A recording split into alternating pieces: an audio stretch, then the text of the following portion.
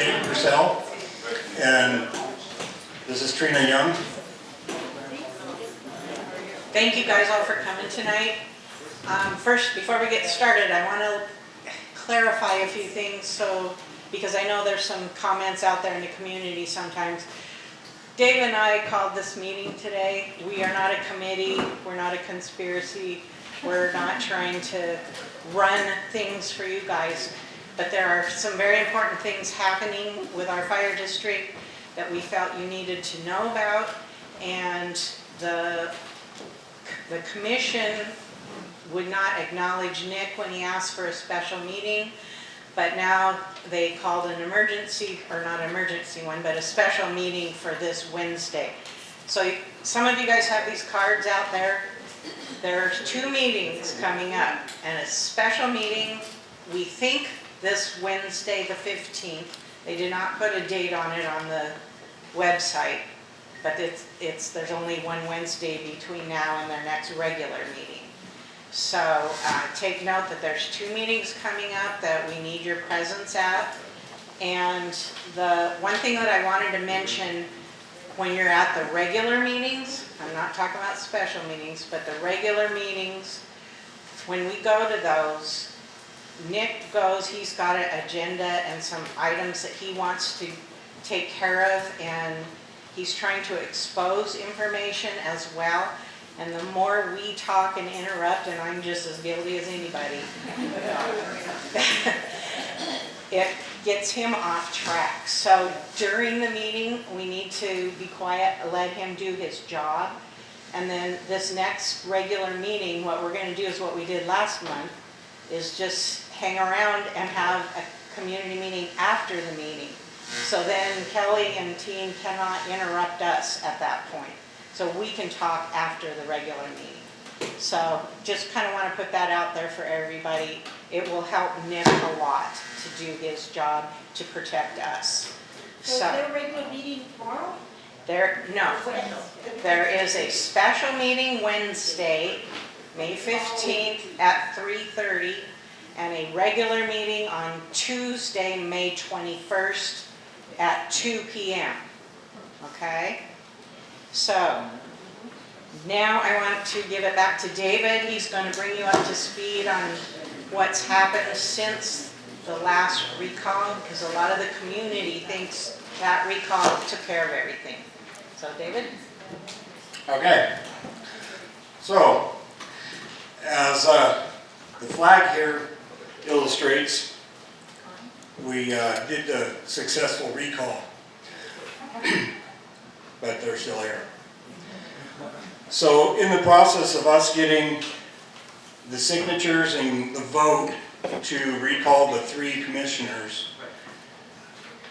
they legally, but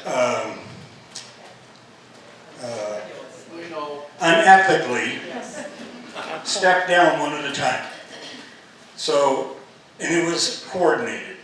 So John Pay stepped down first, and then they put Cinda Compton in his spot. That is Kelly's bestie friend. Then Brian Judson stepped down. They put Kelly Walsworth in his spot. And then, after a little while, Buck stepped down, and they put Liam Vaughn in his spot. That is Cinda's brother-in-law and Judson's stepson. So that allowed them to vote Kelly as the chairman of the board, so she has control of the show. In the meantime, we voted Nicholas Jones in that replaced Buck and Liam, and he was installed on January 2nd, seated. Since then, he's been getting obstruction and blocking. They don't give him any information or partial information.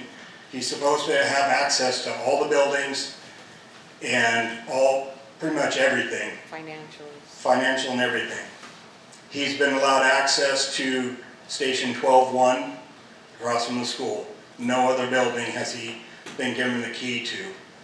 they just ignore him.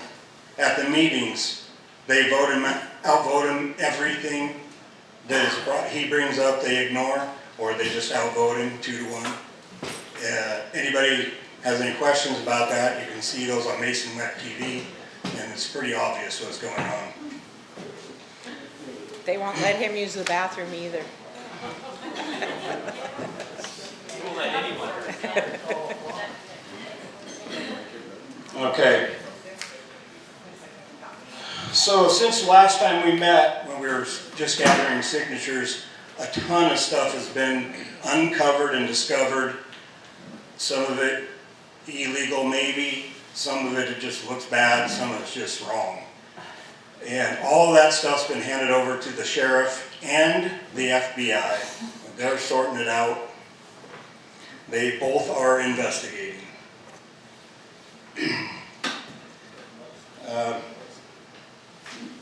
Recently, the door to Station 12-3 at Beeville was left ajar. Nicholas Jones was notified, and 3 other district residents went to the site as witnesses. They went in to see into our building and our fire trucks, see what condition they were all in. That's what all the pictures are up here. Feel free to come take a look at how well Chief Brian Walsworth has been taking care of our tax dollar paid equipment. At this time, I'll hand the microphone over to Fire Commissioner Nick Jones to talk about what he observed in Station 12-3. Well, hello everyone. You all know me by now. So on, I don't remember the date exactly, was that 4/3? Yes. I see the date up there.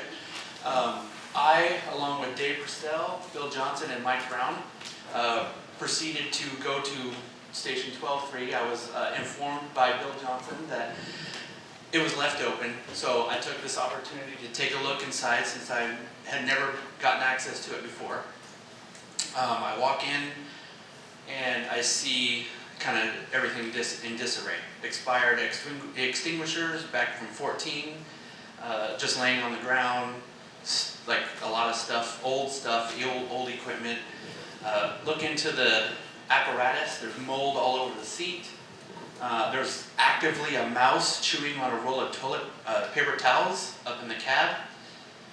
We opened up a compartment, as you can see over here on one of these pictures. There's a dead mouse with a mouse nest inside where the SCBA tank is. And that is what we use, if you don't know, for entering fires, going interior on fires. Yeah, you put it on your face. You don't want to breathe whatever mice piss everywhere, shit everywhere. And so I proceeded to take pictures along with some others. And then, yeah, we went from there.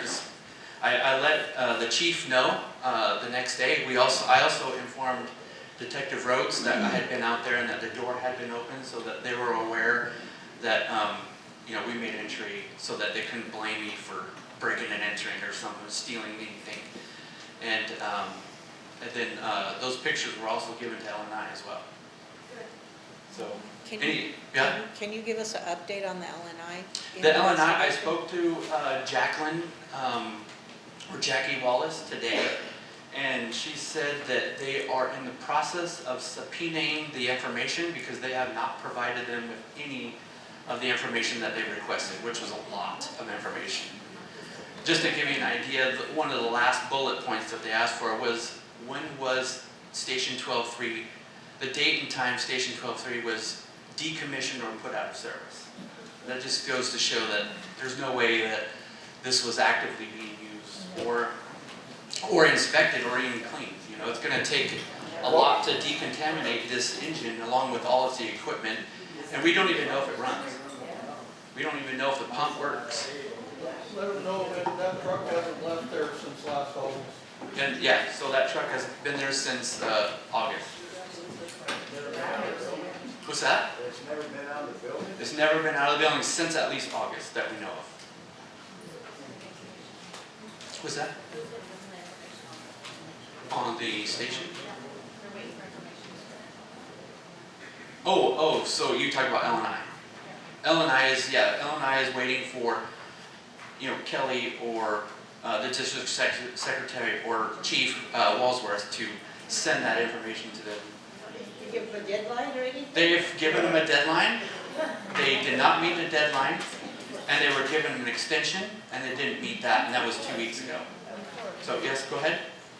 But what you're finding out, that one at Beeville, have you guys' curiosity been looking into the one at the lake? Very curious at all the other stations, Is there but even anything in that one? there is an engine in there. I was able to, with the help of someone, wedge in a camera and take a picture of the license plate. Did you get permission from the sheriff's office or something to get the locks changed out on them or something? I can't do that by myself. As a commissioner, I'm a board member with the rest of the board. By myself, I'm just Nick Jones. And you're not gonna get that one then? No. If there was a fire now, Yeah. what response? If that's 2 stations but do not respond, who and what response? So right now, because we do have insurance, the district still is able to respond with their volunteers. Who responds? I don't know, because I have not been given access after access asking for a list of all active volunteers, so I don't know who they have on the list. But we also, I think they have 13 that comes out for mutual aid on certain calls, but other than that, there's no other mutual aid. And where do they Yeah. get their equipment from? There's 2 stations that are, Oh yeah, so there's 4 stations in total. So you got the 12-1, which is the main one by the school, and then there's another one over at Schaefer Park. They also keep equipment at their house. And then you got Beeville. And then it's probably worth noting that when we were at the last fire hall meeting, Yeah.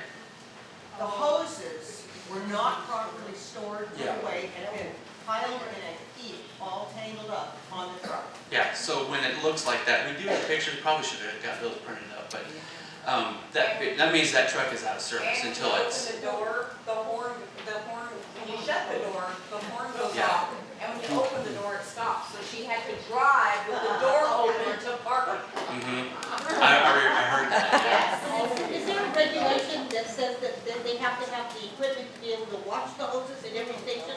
Yeah, there are NFPA standards, which is the National Fire Protection Association. Yeah, and there are standards that they supposed to be abiding by, and that's what LNI has asked Every for. station is supposed to be equipped with those hose washers, that's what I've been told, but I don't know. No, not hose washers, but every hose should be put in service by being cleaned after every fire. Pete?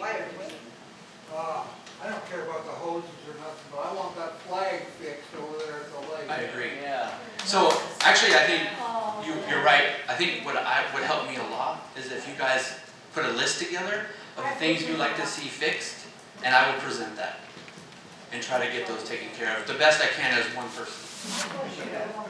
The apparatus that is stored on the Schaefer grade, are they covered by our insurance if something happens to them down there?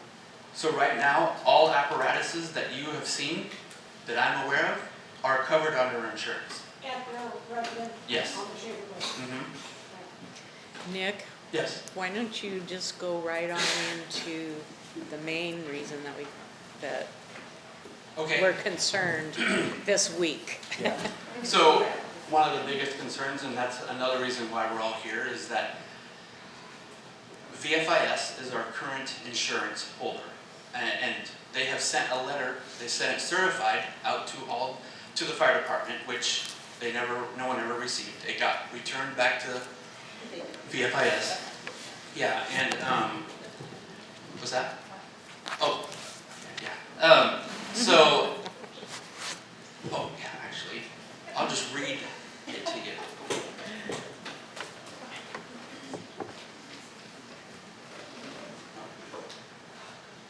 You guys got me all nervous.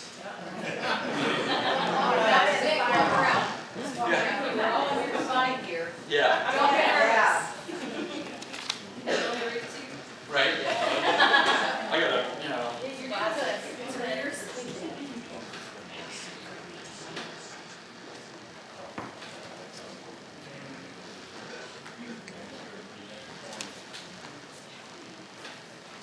Just be a second.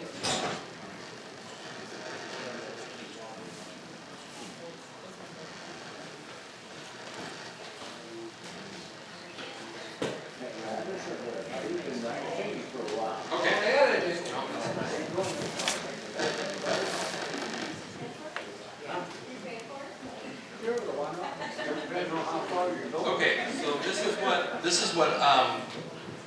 is the reasons that we were informed about, and it is, the reasons for this policy change are serious failure to provide adequate management oversight, education, written procedures, enforcement, and remedial training in connection with opening or operating in compliance with state and local laws and regulations,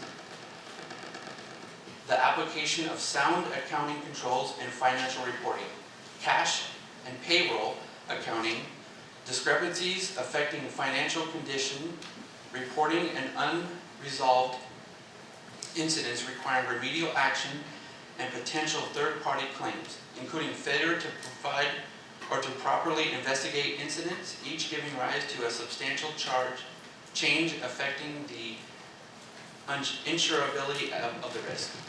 So basically, just high risk. So those are So- reasons for what? For them canceling us as of May 17th at 12:01 a.m. So we will not have insurance for our fire district, for EMS coverage and fire. Now, I'm informed that once that happens and we don't have insurance put in place, the district will be considered inoperable when it comes to at least the EMS coverage. Dr. Hoffman, who's our medical MPD with the county, is fully aware, and so is the Department of Health, and they have taken action and tried to get together with District 16 and District 13 to get some mutual aid in place where we will have EMS coverage when that happens. Not fired. Not fire. But I've also heard that DEM, the Department of Emergency Management, which is, he's back here, is going to help with that and try to get us some resources for fire until we can get some information or get some insurance. Just know your escape route site. Yeah, go ahead. In the red, sorry. It's hard to say. They don't think they've done any wrong. So, Yeah. So am I missing anything? no, I think, see, You want to hand it over to yeah, DEM? maybe have Bob come up and Okay. explain to everybody what, Oh, and then before all that, before I hand it over, I was going to tell you what I received today.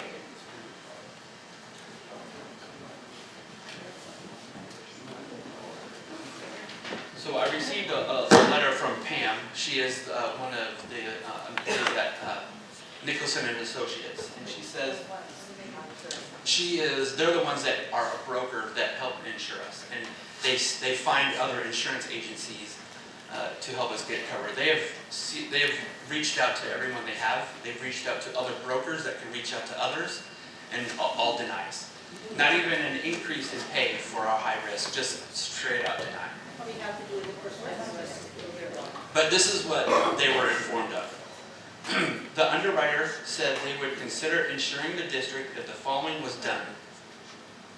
A plan of action getting the district back the way it should operate again, including audits, training, meetings, records requests, etc. All commissioners, admins, and fire chief would have to step down from their position that were in office prior to 2024. They would not be able to volunteer or be on the district property. This would exclude Nick since he started his position in 2024. So this has been sent to all of us on the board, along with the chief and the secretary. So So they know. they know. And this will be a topic also. Was it an email or was it sort of? This was an email. Nick, what do you think the topic's gonna be for a special meeting? What do you think that they're gonna pull out of the hat? Insurance. What do you think they're gonna pull out of the hat? I mean, You know, how are they gonna fix it? Okay. I don't know if they're anything. I don't think they can. You're prepared for anything. I'm prepared for hopefully them stepping down. Nick? That's all I got. I don't think they're gonna talk about insurance. I think that she's gonna try to write a check to get a lawyer to represent themselves. That's what I think. Yeah, it would be weird. The topic on the agenda is insurance. So if we talk anything beyond insurance, then it's a violation. We're not, if the agenda says insurance, then we only talk about insurance. Okay, So that's a good thing. Scratch That's what a I plus. said. Is the agenda on my website? What's that? It's a violation of the OPMA, the Open Public Meetings Act. And here, me, Yeah,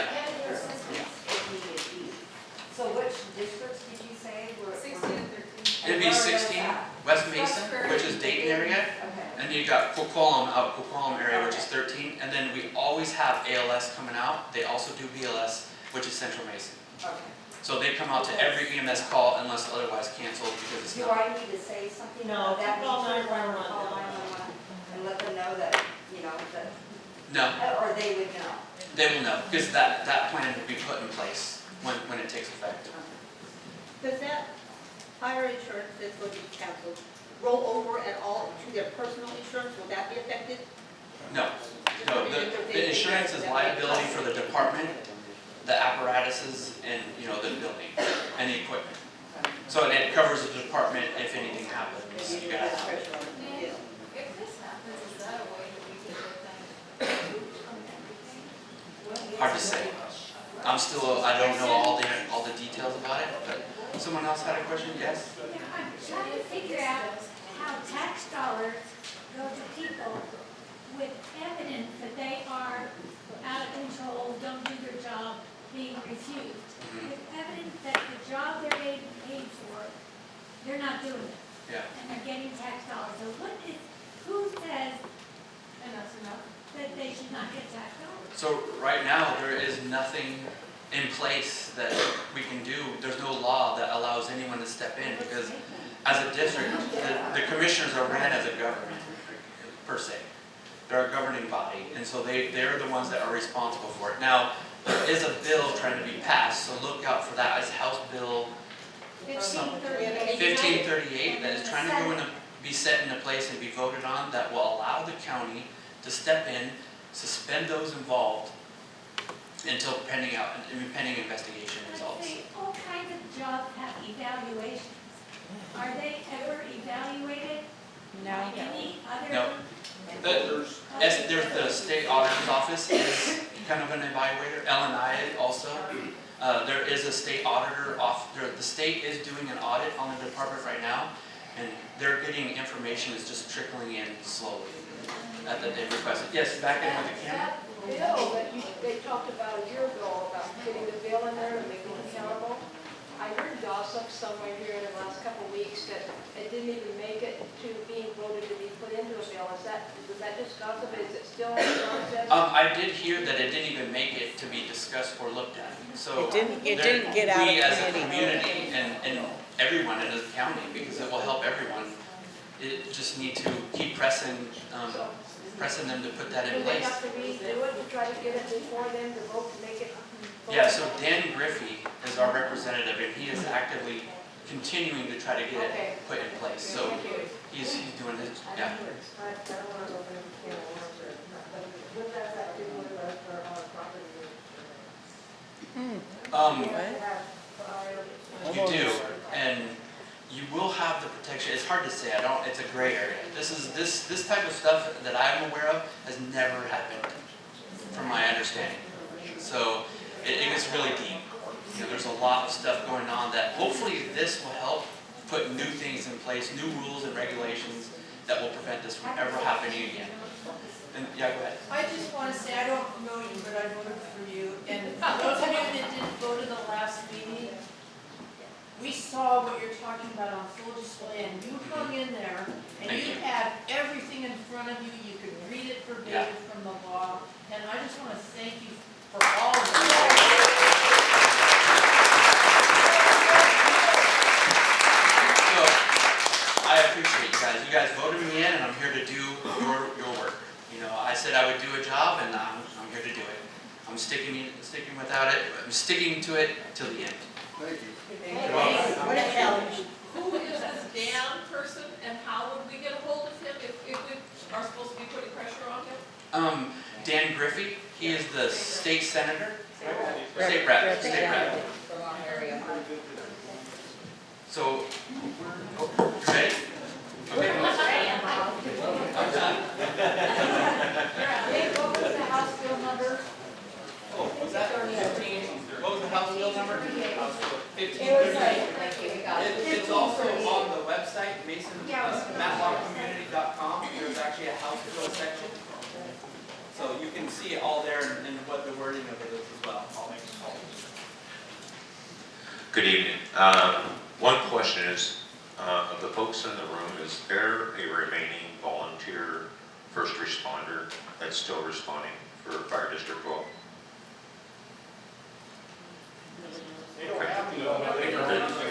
So nobody here has a pager, nobody's an active first responder?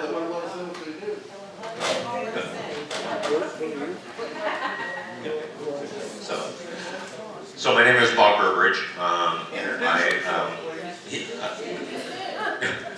my name is Bob Burbridge. I work for Mason County Emergency Management. A little bit of background. I retired as a fire chief for District 4, South Mason Fire. I've also been a fire commissioner for Fire District 16 that brought Skokomish Valley and Shelton Valley together. So I have some background that I can help you with. I also want to compliment Commissioner Jones. You've done a great job because you have to, because you cannot even have any appearance of complicity of what's going on. So good job for hanging in there with you. I don't have all bad news. I have some good news. Okay. The L&I portion, L&I basically has two sides of the house. They have compliance and they have enforcement. And as a fire chief, I asked L&I on the compliance side to come in and review my fire department. Now that's something that is medium range.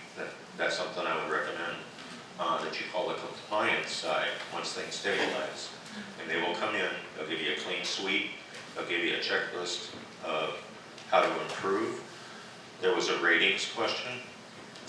I know there's some former or used to be volunteers. Does anyone know the last time the fire district was rated by the Washington State Ratings Bureau? How many? It's on the website. 5 to 6 years. 5 to 6 years. Okay, you're coming close to a cycle coming around.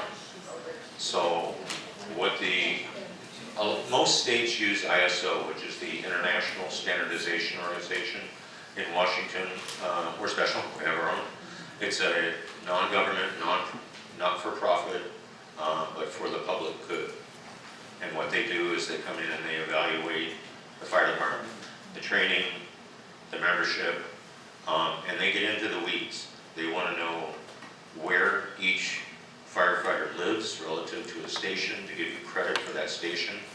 They want to know what the training is. They want to see records of equipment, maintenance. That's how you ultimately get your fire rating, which I'm going to assume is either an 8 or a 9.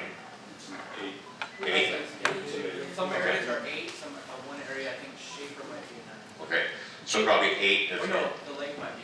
It's on the report on the website. July 2019 was when they were last rated. 2019? Yeah. Okay. Do not call the Washington State Ratings Bureau with your issue right now. You do not want to be evaluated by them right now. Let them cycle through and let what's going on right now continue. A couple of questions that I would pose. I know they don't, I make every meeting up to and including, I watched it, thank you Deidre, I watched it from Mexico 2 ago, but I've been at every meeting. I actually enjoy coming to the meetings, not to watch what's going on front, but I've made a lot of friends with you. So wait. Here's a couple questions that you want to ask. Who is the co-chair or the vice chair? And that's going to be very important down the line. And also, who is the statutory secretary of the board.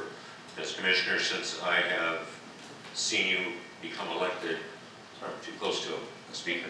Where are the speakers? Okay, I'll stand over here.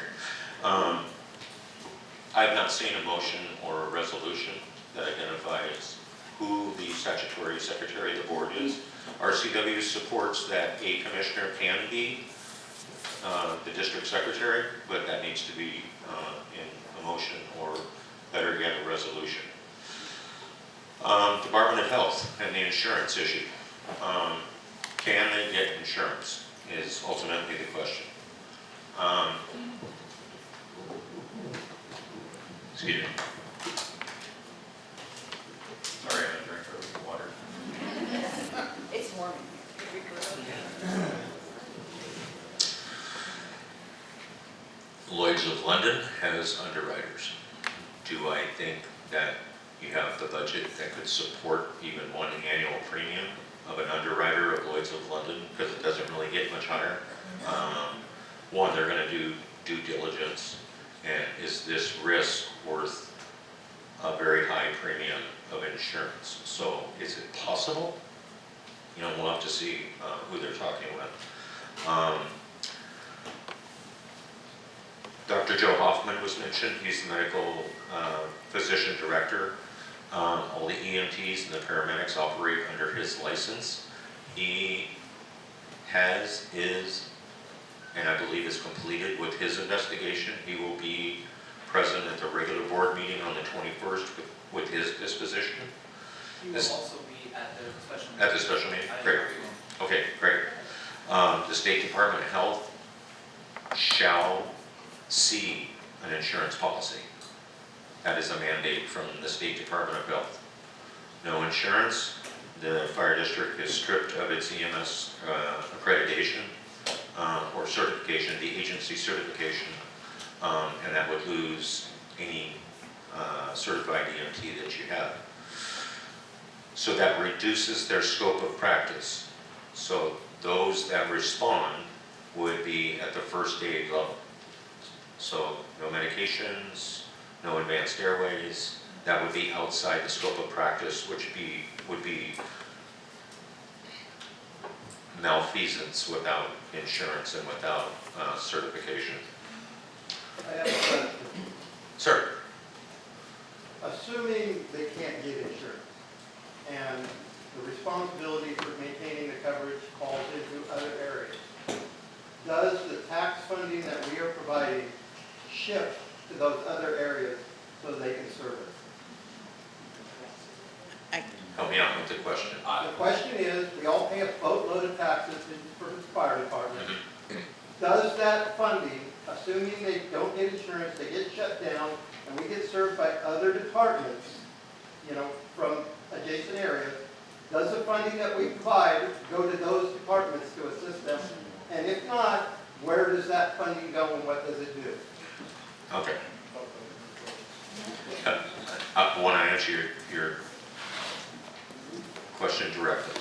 No, the money doesn't shift to another fire jurisdiction.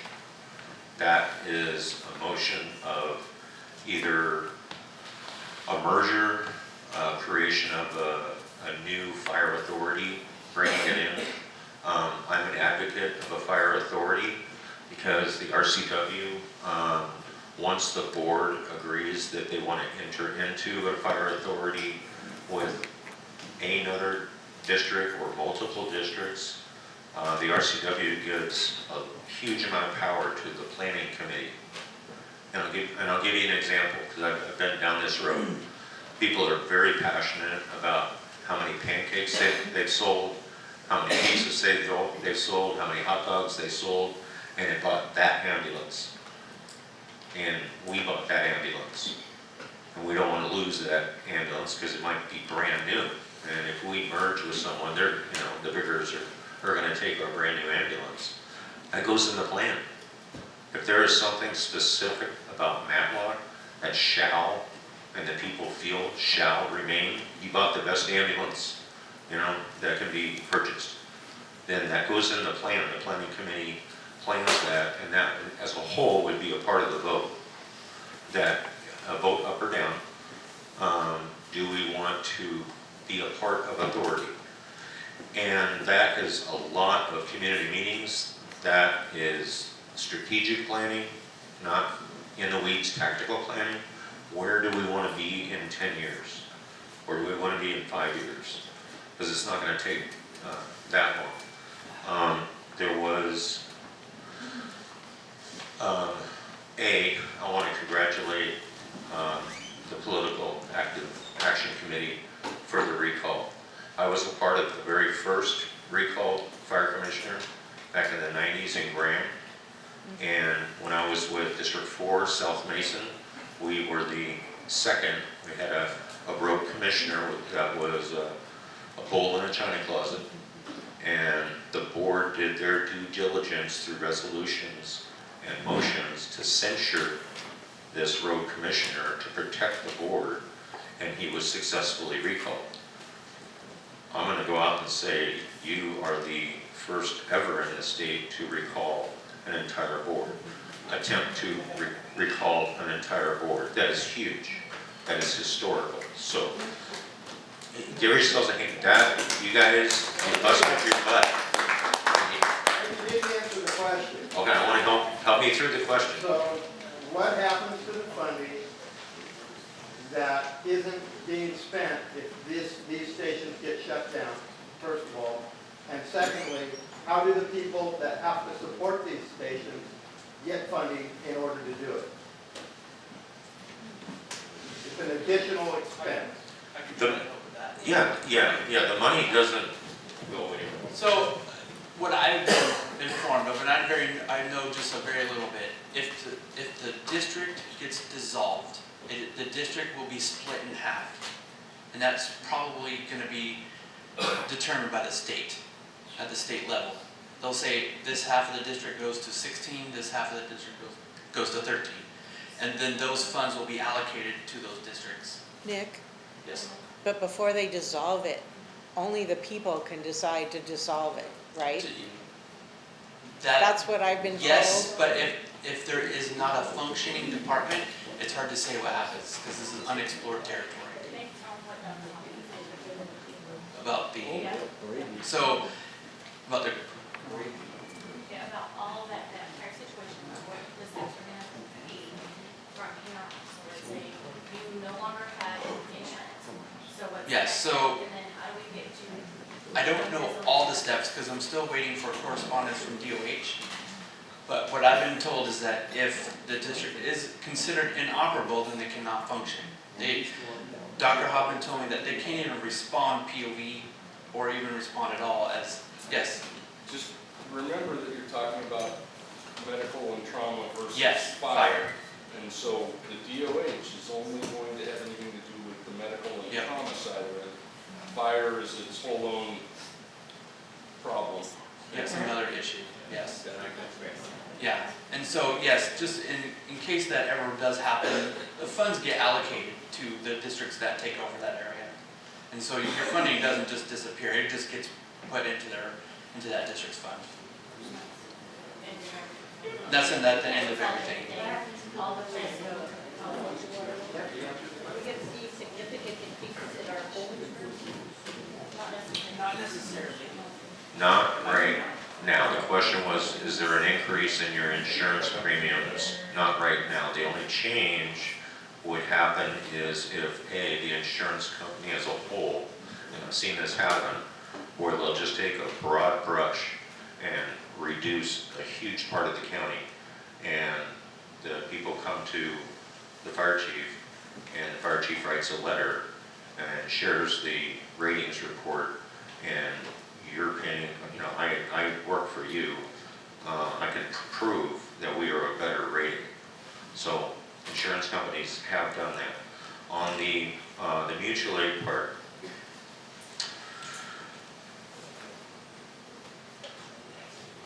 since the towers fell, Homeland Security was built.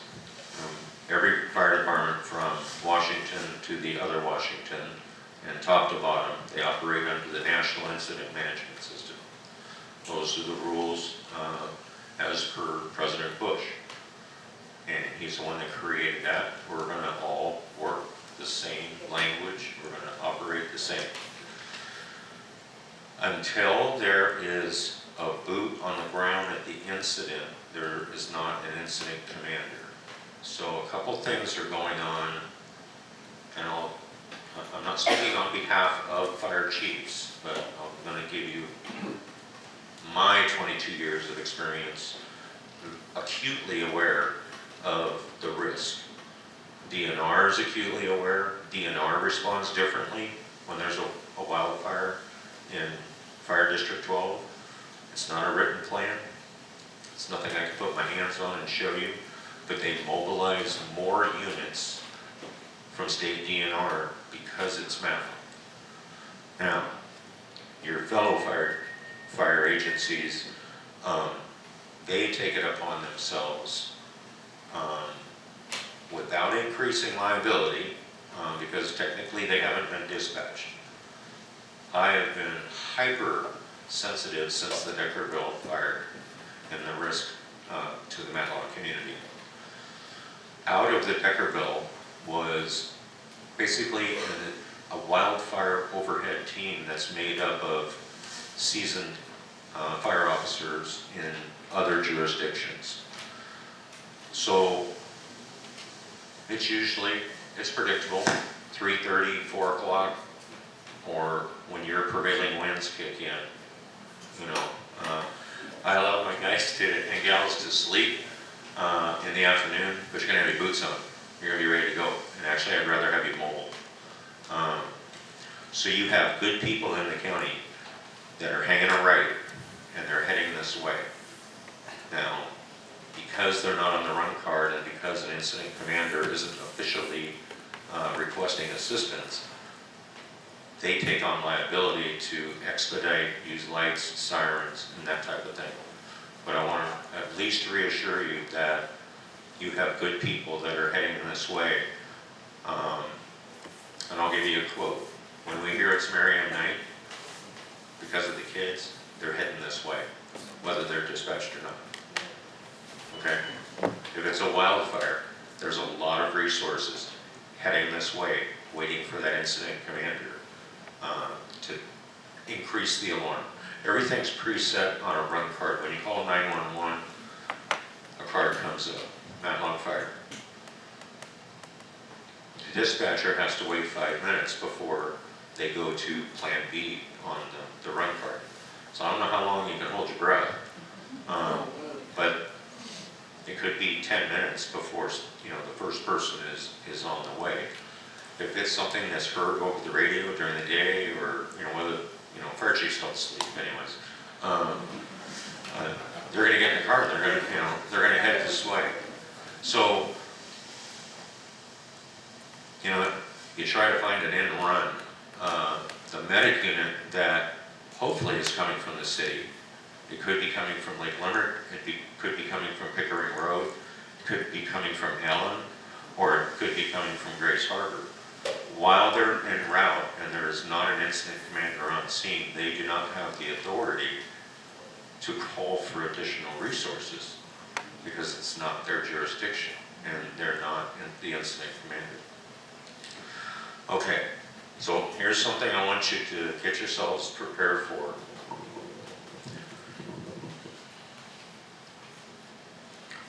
One, you want to know who the co-chair is, and you want to know who the statutory district secretary is. When my commission chair calls your fire commission chair, and the fire commission chair says, no, we're responding, we're active, then the county's hands off.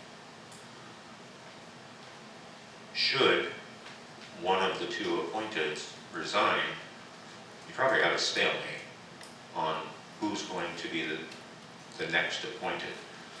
That's where the RCW gives the county commissioners the authority to be the tiebreaker. Now you've got a stable majority on the horizon. So here's where you could possibly get into a parliamentary jam. One resigns, and the other just doesn't show up at the next meeting, there's no quorum, so you can't have a commission meeting. Now you go to the next month, regular meeting, that other commissioner, now you're down to 2, that other commissioner doesn't show up. You don't have a quorum, you can't have a meeting. Now it's the duty of the district secretary or the co-chair, that's why you need a co-chair. That commissioner gets a certified letter that you've missed the 2 prior letters, you have to be at the 3rd, or you've just given up your seat, and that person goes away. If that person shows up at the 3rd meeting, the clock starts over. So, But by that 3rd meeting, that's 90 days, and the county steps in and appoints a 3rd. Because we have not come up, we have, as a board, we have 90 days to appoint a 3rd person. And if we don't get that appointed in 90 days, or we don't agree, then the county can step in. so as long as, I'll come right back to you. So as long as the county contacts the chair, as long as the chair is in place, and the chair says that they are open for business, they're responding, regardless whether they have their EMS certification or not, then from the county's perspective, they have to take that as fact, that the fire department is still open. If there's no response from the chair, then the county will go to the co-chair and then the 3rd person. So we on emergency management, we have a failed fire district plan.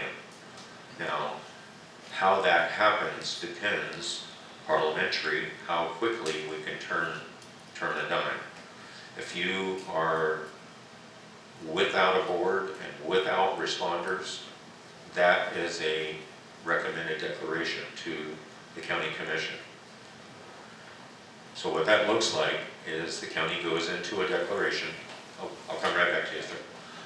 County goes into a declaration, and we go up to state emergency management.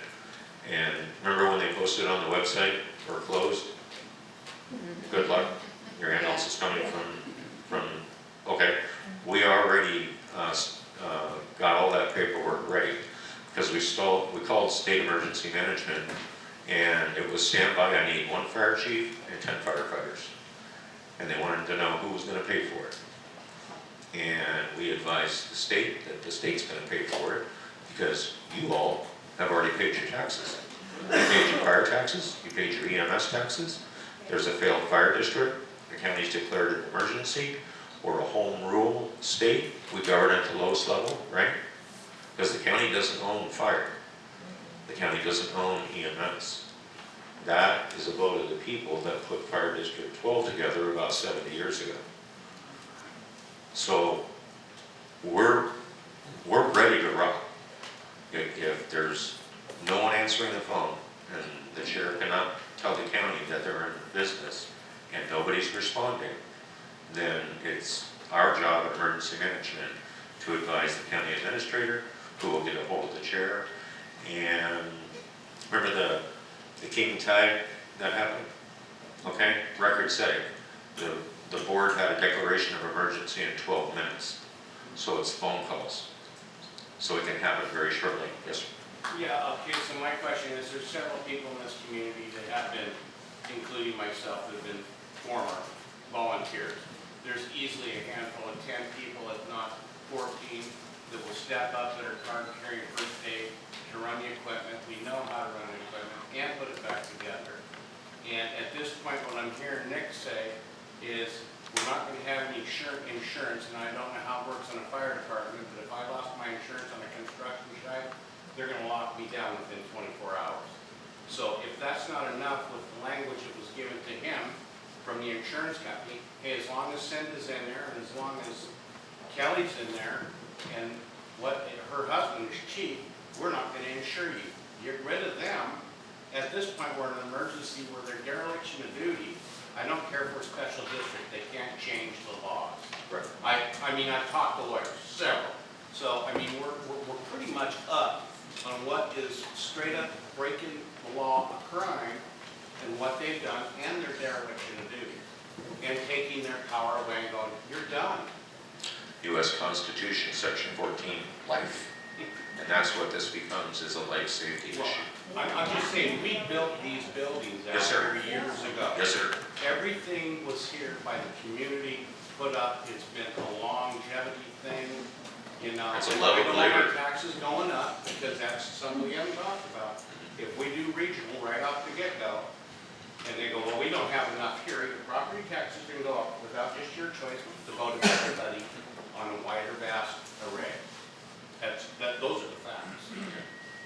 Got a question for you. Sure. So, how long will it take once the insurance expires to declare that emergency? I can give you the assurance, the county administrator and the county chair is looking for proof of insurance. Okay, so as soon as they see we don't have it, they declare.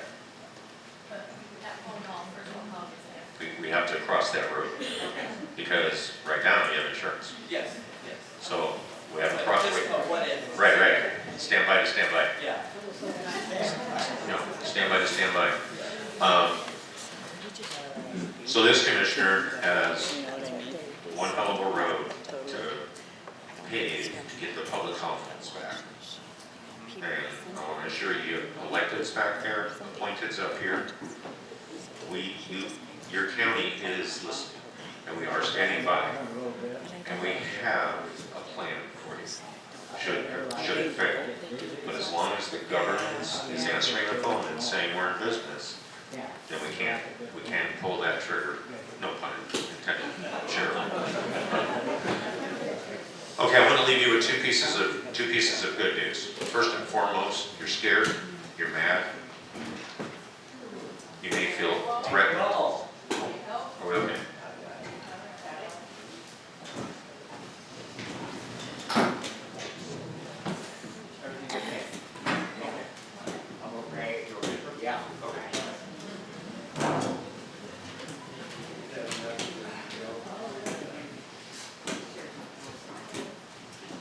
I want to acknowledge that you're scared, you're mad, and you're wondering what's going to happen if you need help or your loved one needs help. You, each and every one of you, including if you hurt yourself, you, each and every one of you is the most important resource when someone is sick or injured or needs help. So I got a two-pronged approach that I'm offering the Mason County community. The quickest and easiest is I invite, I'll work on how we get everybody in this room, but we can set up a skills station on how to apply a tourniquet, how to simply take care of someone who's been injured or sick. Maybe it's time to practice CPR. Maybe it's time to show you some airway control. Okay? You're the most important resource when someone is sick or injured. So we can do a skills weekend. Happy to come out. Got my wife in the back. She's a respiratory therapist. She will knock socks off of teaching you how to maintain an airway and save that life. The other option is, it's a FEMA program. It's called CERT, Community Emergency Response Team. As DEM, the Training and Exercise Coordinator, I'm the CERT manager for the county.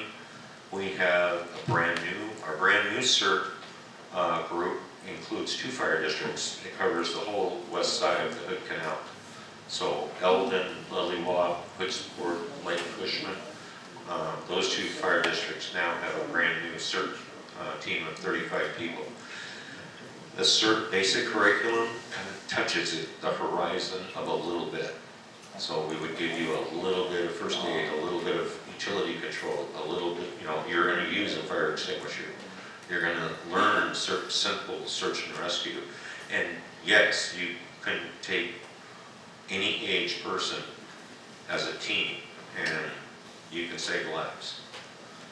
So that just takes, I'll leave it to who the lead is here.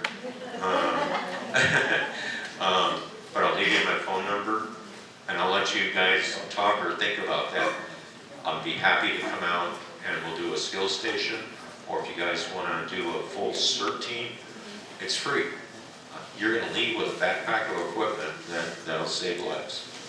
And you'll be one additional CERT group in the county. We have one on Harstein, Pickering, Timber Lakes. South County is looking for a CERT team. Yes, ma'am. Liability for CERT? Yes. We go out and certainly need to, this year's a long time. So my vision was CERT. CERT is an all volunteer under FEMA. Okay? Where Bob's vision with CERT, and my groups are working on that, is for the CERT members to take 2 online courses at training.fema.gov, and that's Incident Command 100 and 700. That's 2 online classes. That allows emergency management to give you a state emergency worker card. So CERT is volunteer. If it's truly, let's say, a 72-hour or a 2-week event, how long can you volunteer for before you're losing money or you need to get back to work? As an emergency worker under a declaration of disaster, we're going to put a piece of tape over the E, and you're no longer a volunteer. And now you're a disaster reservist, and your classification changes. So CERT, as a group, can be reclassified just like that as a disaster reservist, and that has an established pay rate.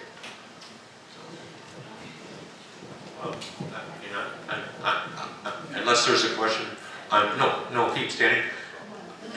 Again, I enjoy coming to the meetings to meet you all, and I will leave my number, and thank you for your time. So I just want to let you know, I had heard of an article that came out, I believe this year, maybe end of last year. And it was a man, I believe it was a cardiac arrest on an island that took a long time for any aid to get there. And a community of 200 people were stood in line doing CPR on this community member and saved this person's life. Just so you know, it's very effective when you have a community involved. So when you have people doing CPR, because CPR can drain you. When you got 200 people, you can go for a long time. And that person did live. 90 minutes. What's that? So having that skill is very nice to have, especially in this situation. So I'll hand this over to Dave. Yeah.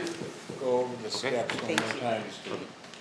Steps for What's going to happen, just to make sure everybody's clear on it. If we don't have insurance on the 17th, then what happens? Just the steps, and then Like the action plan, like they have it out. The time frame of the action plan. And then when that all fails, what happens? So if we do not establish insurance, and I don't know where we're at with that right now. All I know is that no one is willing to take us on. From the denial letters that I've been seeing from Nicholson and Associates. At 12:01 a.m., if we don't have insurance, a plan has been put in place, and if Chief Welander would like to reiterate, explain it a little bit more, I don't know a lot, but there's an MOU in place to try to provide us with EMS services. It hasn't been approved that I'm aware of, but there's an action plan taking place. So when we don't have EMS services, we'll have services from 16 and 13 in Central Mason responding. So is that accurate, Ron? It's pretty close. Okay, you know better than I do. You're a chief. So, Yeah.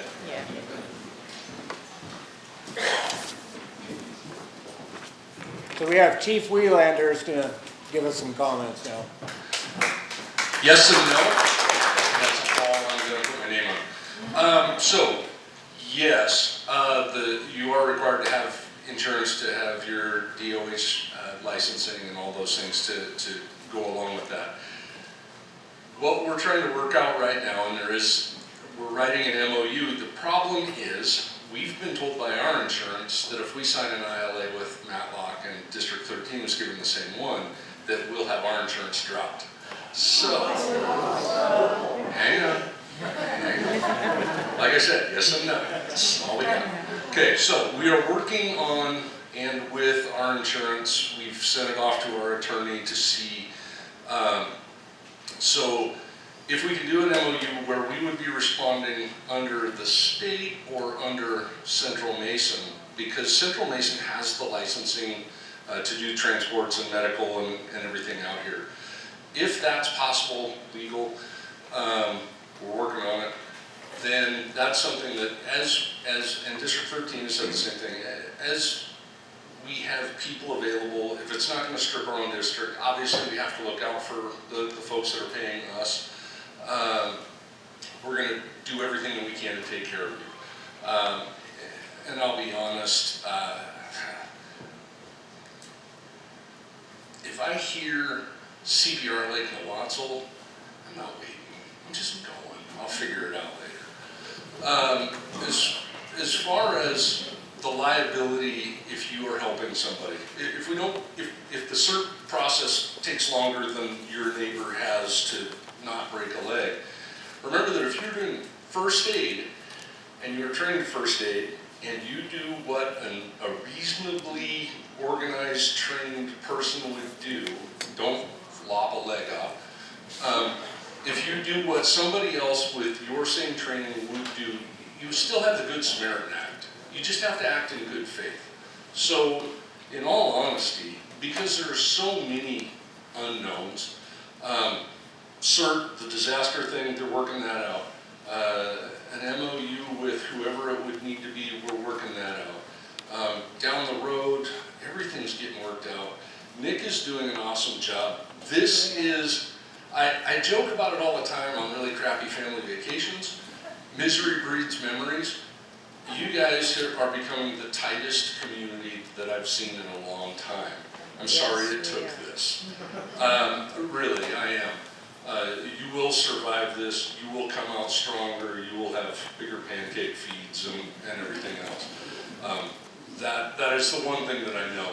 How we get there, kind of a mystery. We're working with Nick. We're working with Dr. Hoffman. We're working with everybody that we can to make sure that, at least on our end, A, we can help you, B, we don't incur any, legal or whatever liability, because we just can't. And that's the one thing I want to tell you is, I would love to stand up here and talk rainbows and unicorns. However, I do have a department that I have to look out for. Stan Lurcher has a department he has to look out for. Gray's 5, all that. We have legal issues. Because RCW 52 grants you the autonomy, it is a junior taxing district in a home rule state. With medical, it changes a little bit, but on the fire side, until we're put back on your run card by the fire chief, we really can't come until we're requested in the event of a fire. So that's kind of where we are. Go ahead. What would be the downside if our district were to be dissolved and part to 16 and part to 13? Who here would be hurt by that? Well, so yes and no, and it gets into a little bit of the Zephyr.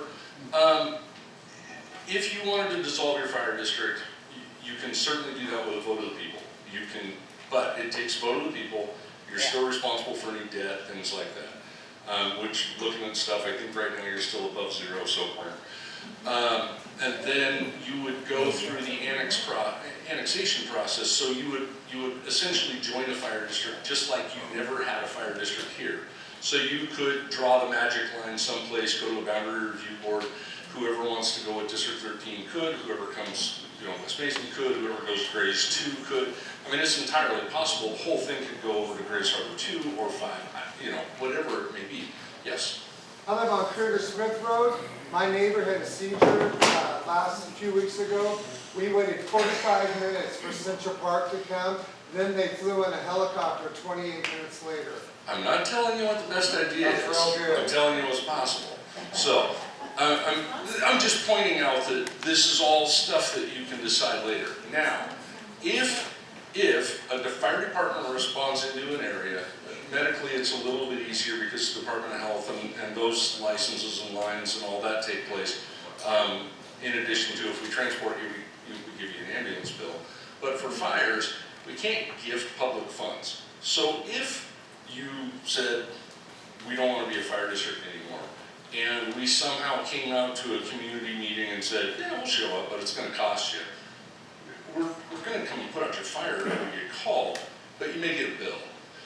The biggest problem is that you, at that point, become uninsured, which takes you to WSRB ISO level 10, which now you're talking about insurance. So,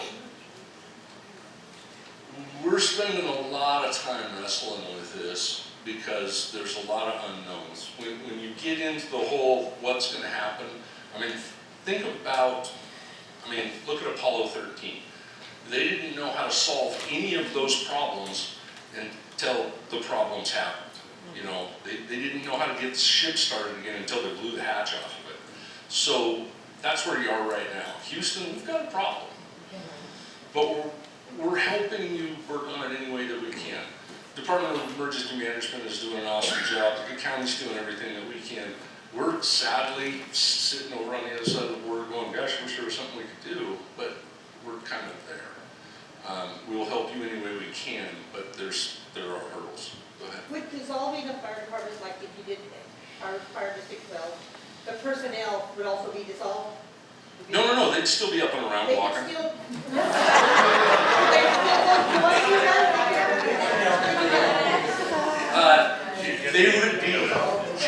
They would be free to join whatever fire department they But wish. you have to be able to accept it, right? You have the choice, you don't have the, Do we you have the have? choice to deny them. Oh yeah, you got a background check, you got everything, and Yeah, so. give me some references, yeah. Yeah. Just like any other. I mean, it's a job. It's doesn't pay well, but it's a job. Go ahead. That's what it is. I've been so, I've been coming to these meetings for like a year or something, and I'm wondering, how can we all be held hostage by these nasty people and we have to wait on them to solve the problem? Welcome to, and this is, how it was explained to me for an entirely different situation is this. I was told by one of the smartest people I know, welcome to a democracy where you can vote yourself out of services by virtue of whatever. And that's what it is. It's a democratic process that ultimately got you here. But we voted them out, then what happened? I know, because there's a way around it. They found a loophole. Yeah, they found a loophole, and we're They're able not to do that it. smart to find out people. Very. I mean, but they obviously are. Okay, so I'm gonna keep my personal opinions in check here, but, so the problem is that because you can do that in this state, you have to wait for either for lack of a better reference, the virus to work its course or you find some way to eradicate the virus. And sometimes that doesn't work. The recall was a great idea. It just, they found a way to get around it, which, Matt? that can't happen again. So, I don't want to steal your meeting. Go ahead. This our insurance and the district is shut down, that means these commissioners are no longer commissioners anymore, and how do we restart or do we? So, that is, okay, so, and Bob, correct me if I'm wrong on this, but I'm going to give you my best explanation. If they lose their insurance, or if you lose your insurance, you lose the medical license, or it becomes inoperable. It doesn't just disappear. So it becomes inoperable, and there are steps that you would have to take to get that back, one of which is being insured. As far as the fire side goes, losing the insurance keeps you from responding, keeps you from being able to put the trucks on the road, keeps you from being able to put people in the buildings because you're one slip and fall then away from wiping everybody out. But you don't have to have insurance to exist You have to have insurance to function. And so the department itself, under RCW 52, would still exist, but the insurance problems comes from putting the vehicles on the road. Does that make sense? Matt? So they can still get into the fire department, keep stealing our stuff, and emptying our bank account. Because we're a special district, when you're a special district, you can As be a felon. As I understand it. So I think I can address some of those questions. Okay, I'm gonna hand the mic off and run back to the back. I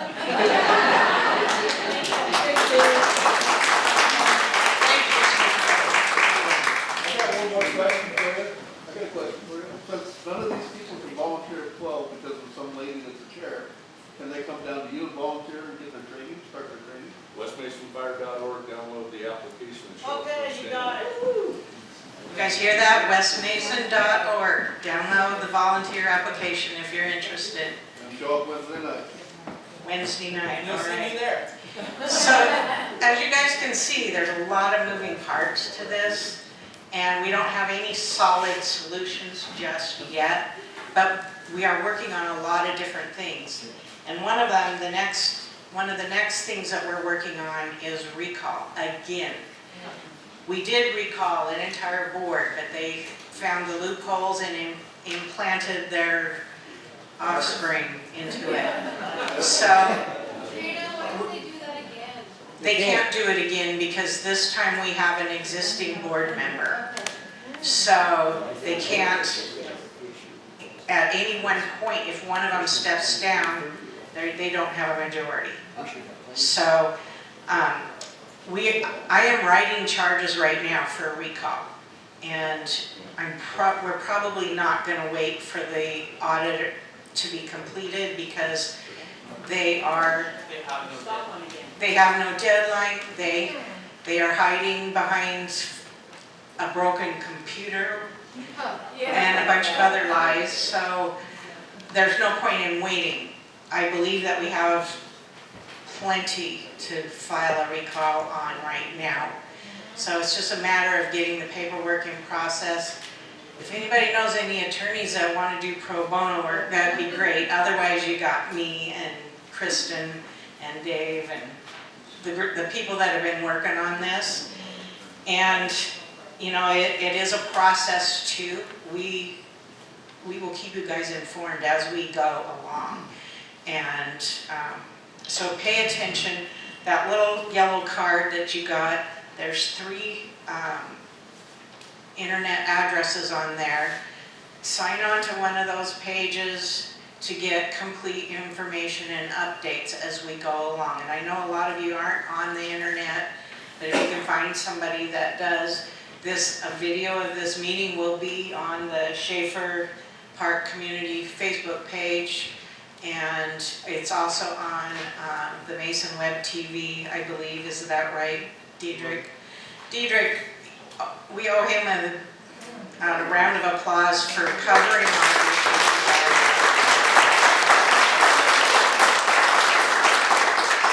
Thank you, Diedrich. We'll also be on our website. And it'll also be on the matlockcommunity.com. That is also a website that we've been keeping and has a lot of the documents on there that we've gathered up. So those things are happening. There's also criminal charges and criminal investigation. Is the sheriff still here? Yep. Oh, there he is.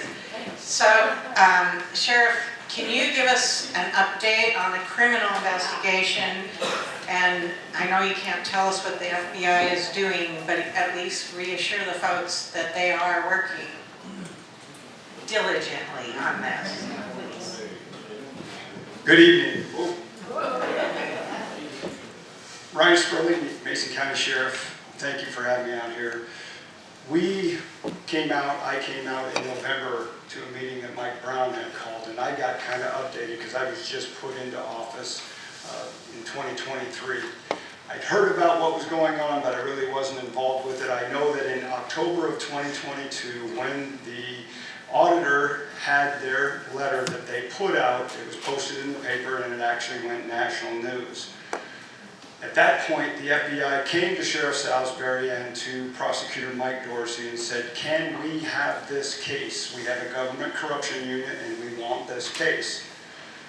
The sheriff and the prosecutor knew that they would have many more resources as far as forensic audits and that type of stuff. So they said yes. Then I came out a year and 2 months later to the meeting, and it was still ongoing, and I hadn't heard anything from the FBI. So I went back and checked, and I told that group that I still have the authority to take that investigation back if we need to. I just know that we don't have quite the resources that they do with some of the forensic auditing and the ability to do some of the things that the feds can do. So I got a hold of the SAC, or the supervisor for the FBI, and then I got a hold of the actual FBI agent who's doing the investigation. His name is Matt. And talked with him. He's actually increased some of his interviews. Some of you have been interviewed by him. And he's got a little bit more activity, but I was really disappointed with over a year of time how much work had been done on it. Not very much, I guess, because it's not millions and millions of dollars. So just 2 months ago, we deconflicted, and that means making sure that we're not messing with each other's investigations. They're still investigating, but I also have my senior most detective in the agency, Jeff Rhodes, started doing everything that we can do as well. And he's currently in the investigation, and I can tell you, if I was a bad guy, he's not one I would want investigating me, because he's very good. And I just got some more information from our auditor today that I'll be giving to Jeff as well. The one thing I hope you're seeing is we've had commissioners come to the meeting, county commissioners, we've had auditors, we've had the assessor, we have lots of people that are coming because lots of people are now starting to get more involved because you guys have been suffering for a long time. And I'm sorry that it's taken this long to get as much resources as we have. I've asked the NCIB to also start investigating. That's insurance fraud, other things. So we're gathering resources from every angle that we can to get the fastest resolution, because as it was said in that meeting, we have to stop the bleeding. Somehow we have to stop the bleeding. It's going to take everybody. One thing I want to caution you with the House bill, though. If you give up the ability to control your fire district, there are negative consequences to that. If you had one bad county commissioner that wanted to go after a fire district because they had a beef for them, they could effectively stop that fire district from functioning well. So remember, the point of a junior taxing district is you have control of it. It's just that it got out of control by who was elected. Now it's a long process to get back into it, but the control needs to stay with the local communities, not at the state level, not at the county level, because it's your fire district, or at least it was, right? If we get it back, I just want to caution you, keep control of it. And I don't know if you guys remember the E. coli at Jack in the Box, but 2 weeks later, that was the safest place in the world to eat. In other words, you'll never let it happen again, I can guarantee you. You guys will be well prepared for that, but we are involved in the investigation now. I'm getting updates from the FBI. They have increased their efforts since I started going to their bosses and asking them what's going on. Yes? You got this recall thing going on. How come you have to recall again when these are just appointed people? Because the appointment system, from what I understand, again, there's a reason I went into law enforcement, and that's because I know I'm dealing with criminals. In fire districts, you don't think that that's part of the process, right? The recall, it sounds like to me, from what's been explained, and you guys know it better than I do because you've lived it, is that they made that appointment, they resigned and made an appointment, and that appointment was supposed to carry out, and I think our auditor will probably address how that election process goes. Do you want to address that, Steve? Well, I think it really boils down to one word in the RCW, and it's not that they are elected officials, they are elective. So the position is one that is normally elected, because it captures the broader elective term, they're subject to recall. I have a question about the money they spent. Yes. Now, if they're using this. This is a good time to pass it off to Steve. And I'm in trouble now.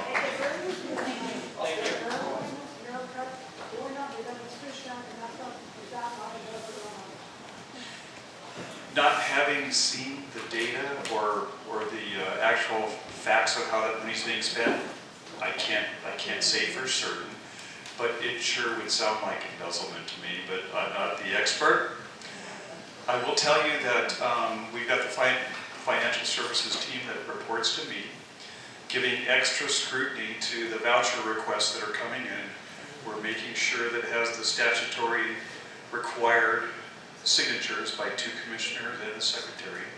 And we're also making, well, who they tell us the secretary is. Did she ever get sworn in? No, I know, I just took notes about that there was never apparently a resolution passed to formally put her in that position. Different issue. But the signatures that we've got on file, we're making sure that the voucher requests meet the requirements, and we're keeping Commissioner Jones in the loop. We're sending a reply email of those requests to all 3 commissioners, including Nick, so he knows what's going on. And so we're doing our best just to really be an extra set of eyes and stopgap to keep everybody following the law. I have a concern about the check she's about to write a law firm in Seattle. That will not be a small check. You're talking $30,000. I haven't seen that check. No, but I'm telling you, she's gonna hire one. She's already signed a contract with them, and she just hasn't cut a check. Okay. We'll keep our eyes She'll open be for out of that. that 40 grand, she won't pay it back. She can't, got it. Okay. Something to watch for. Yeah. Anything else? We're doing what we can, and we're keeping in close contact with the sheriff with anything that we see that looks odd or raises a flag, and we're making him aware of it right away so that he can refer it to his team. So my one question is, Yes, sir. all this recall stuff and all of this fighting about money, budgets and everything, there is only one point to having the fire service, and that is to take care of the community. Exactly. And all the rest of the stuff is secondary. I would task you with making sure that our community is properly maintained. We're spending a boatload of money to do it. It's a huge portion of my task. It's a huge portion, and as I said, we're keeping a lot closer eye on the voucher requests that are coming into financial services. You gotta get it done. Yeah. You can't talk the talk, you gotta walk the walk, you gotta get done. So I guess help me with there's a sharper edge to the question. The sharper edge is we have to find a way to keep the insurance working. And if not, we have to find a way to keep our fire service and our EMS working. I mean, there has to be either, you have to get insurance or you have to do a proper insurance. And I think we had I know you talked about it. we had people come up here and explain. And I know it won't happen until after the 17th. Right.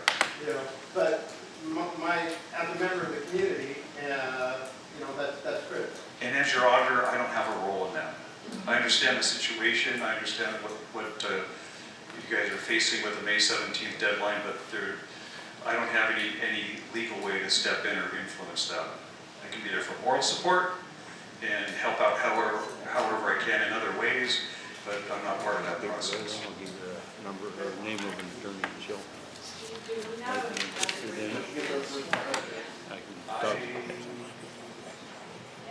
Can you find that out and let me know? Okay. That was the other question I was going to ask earlier.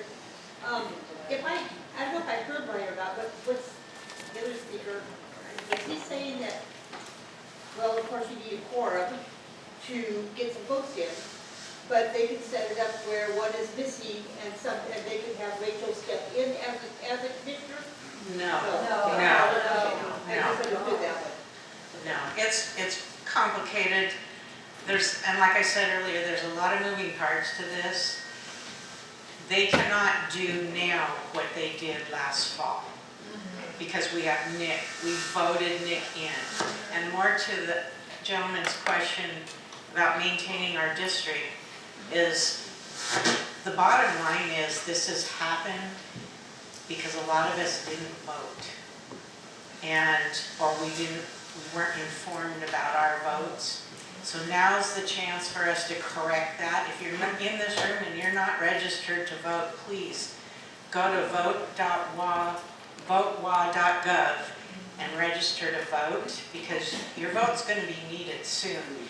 And, you know, with the recall, we're going to be needing people to sign petitions again to get that on the ballot as soon as possible. You've got to be a registered voter. So that's something you can all do to help our community, is to get registered to vote. And then when we clear this mess out, and we're gonna do that, we need the community to stay involved and stay a part of our fire district. And I, you know, if you've ever been to West Mason's website or Grace Harbor Fire 5's website, they're doing community events all the time, and I would love to see that happen to this community. Because Chief Wheelander is right. We have a special thing going here. Our community has become an extremely tight-knit community. We need to hang on to that, because that is the biggest asset we could ever have. So, yes. Pete? You're right about the other fire departments. We have been going to Brady for the last few months, and we really get a big eye opener there. And we've invited a couple people here that have gone also, they loved it. Yeah. They do a potluck. The thing is, as you earlier, and I don't know much about this stuff, but it's still 2 to 1. Right? It is. But we're working on that. And that's why we need to let Nick do his job at every meeting. He's got a lot of questions that he's trying to get certain answers out of them about. We need to know a lot of information. Nick has uncovered a lot of stuff just in the 4 months that he's been on staff, and we're going to use that. Virginia. Can we find out what they typically sold the equipment they were selling? You know, they listed it, which I all up too, they're $25 each one, $50 each one. All the equipment that they took and sold for $50 for that. We're aware of that, and that is going to be part of stuff.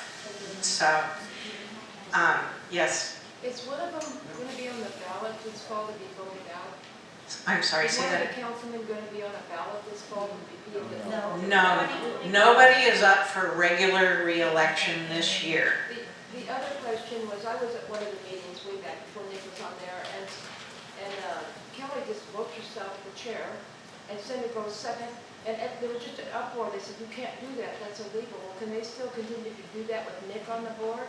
They can't do that anymore? To a certain extent, yes. Right now. So we don't have a lawyer representing us? No. No. Oh, really? Well, we don't know. I'll let Nick speak. So I found out that the chief did sign a contract for a lawyer that I was not aware of. So we did retain a lawyer for a it's a records request lawsuit that's going on with the district. And we'll talk more about that at our regular meeting. And because I don't know a lot. I just know that there is one. I just don't know a lot of the details. So who is he working for? The district. For us, he's working for that. He's working, so the lawyers, the attorneys do work for the district. They just are only being informed by them. So once they actually see what's going on out here, their eyes will open up, is my opinion. Have you seeked out to try and find a lawyer to? With what funds? So That's why we're trying to do it ourselves, because, I mean, if you could find a pro bono lawyer. that would be helpful, yes. Who would they get a hold of? Me? Yeah, they can get a hold of me. Okay. That We would already raised community money to do the first recall. Right. Because we had to have a lawyer because they appealed it. So we had to pay, so the community has to pay and get their own lawyer and use our own funds to do anything to fight these people. Right. That's why They it's use our tax complicated. dollars and hire a lawyer to defend themselves and do everything. Bill? Back to the recall, I'll be holding down the chair in the Matlock store, more so than not. Get in there, sign the petition, tell everybody you know, one way to get There you go. some signatures. Might as well give me some and I'll run around. We will probably, at that point, we'll probably call another community meeting to get signatures, just like we did last time. The last time we got 100 signatures in one day. So, that was, yes. A lot of you know me, some don't, but when it comes to that attorney, if the district fire station has an attorney, he only deals with one person. It's anything like the school district, I am part of, and the board member. The attorney for the district will deal with the chairman of the Right. fire. And that's the only one he will talk to. So, if that means Nick will know nothing, supposedly nobody else will, unless the chair passes that info on to the other members. So, that's why we gotta recall them, guys. But what I've been doing also is trying to get a hold of them and trying to stay up to date as much as I can. Well, not only the attorney will not talk to anybody, but the head of the board. Chair. Yeah. That's it. Yeah, he has talked to me a little bit, but it was information that he knew that there was a lawsuit and I didn't. So it's very vague. I have reached out to them today, so I'm hoping to hear back from them or not this week. Lady in the back. Somebody, I think it was the sheriff, or somebody mentioned earlier that a story originally went national or something. How about more pressure that way? Who do we contact? How do we make that happen? And get somebody to take it up and say, hey, these folks need a lawyer, and then somebody's gonna come along and volunteer. Yeah, I think there's a lot of Well, anxiety, that's for sure. like I said, we don't have an organized committee doing all this. It's all of you. So if you know somebody and you want to contact them, do it. What's your phone number? My phone number,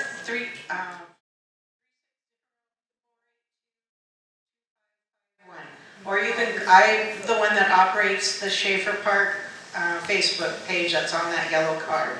You can contact me through there. And your name again is? Trina Young. And I'm just one of a whole bunch of concerned people, but I'll get the message. I'm gonna try and do something. Right, and that's what all of us have been doing, so, yes. Find out if Rachel is qualified, they're eligible to be. They hired her, that's what makes her qualified, at this point. But then she's an employee, right? She's not the legal secretary. Right, they have, from what I understand, they've not established by resolution who the board chair. Well, that's what our county auditor is checking into, because we put them on the spot about her having taken the oath as required by law, which she had not until we brought it up. He's going to check and find out if she has yet. Right. But at this point, she's an employee, and an employer can hire anybody they want, pretty much. So, okay, folks, I think, oh, yeah, I'm going to let Nick close it up for you guys. So I just want to, thank you. This has been a lot of hard work, a lot. I just want to say in closing, just to reassure the community that there are things in place that if in fact we are not insured on the 17th, you will have an EMS response, okay? And it sounds like DEM has also put the works in if we don't have fire response. Just so you're aware, things are put in place so that, for your safety. Because the medical director is not going to let you guys suffer, not at all. Just so you're aware. Okay. And thank you everyone for coming. I'll stick around for a little bit if you have more questions and try to answer them the best I can.